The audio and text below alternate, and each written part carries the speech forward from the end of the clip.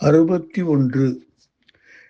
கிடைக்கக்கூடிய அனைத்து சொத்துகளிலும் புத்திசாலித்தனமான குழந்தைகளைக் கொண்டிருப்பது மட்டுமே சிறந்த செல்வம், மற்ற சொத்துகள் அல்ல என்பதை நாம் அறிந்திருக்க மாட்டோம். 62. நல்ல குணங்கள் மற்றும் குறைபாடுகள் இல்லாத குழந்தைகளை பெற்றதால் 7 பிறவிகளிலும் பெற்றோரை துரதிர்ஷ்டம் அணுகி இருக்காது. 63.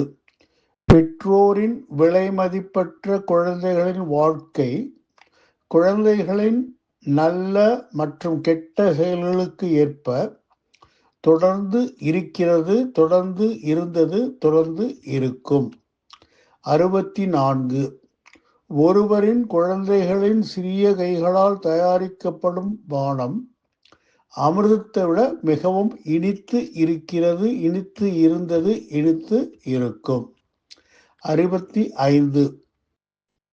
குழந்தைகளை கட்டிப்பிடிப்பதும் அவர்களின் வார்த்தைகளை கேட்பதும் நம் உடலுக்கும் காதுகளுக்கும் மகிழ்ச்சியை தந்து இருக்கும். 66. இசைக்கருவிகள், புல்லாங்குழல் மற்றும் வீணை வாசிக்கும் பொழுது கேட்க இனிமையானவை என்று குருட்டுத்தனமாக சொல்வதை விட அவர்களின் மிகவும் ஆர்வமுள்ள மயக்கும் பேச்சுக்களை அவர்கள் முதலில் கேட்டு இருப்பார்கள். 67.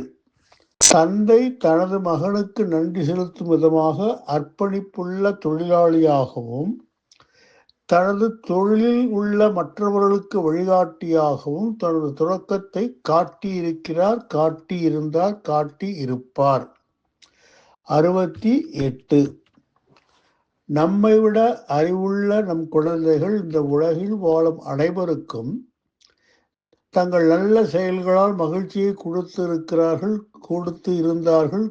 இருப்பார்கள். 69. ஒரு தாய் தன் மகனின் மகத்துவத்தை கேட்டு அவன் பிறந்த பதட்டமான நேரத்தை விட அளவற்ற மகிழ்ச்சி அடைந்து இருப்பாள்.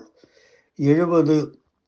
படித்த சேவை மனப்பான்மை கொண்ட மகனை பெறுவதற்காக அவனது தந்தை செய்த அறியப்படாத தவத்தை பற்றி பொதுமக்கள் கருத்து தெரிவித்து இருப்பார்கள்.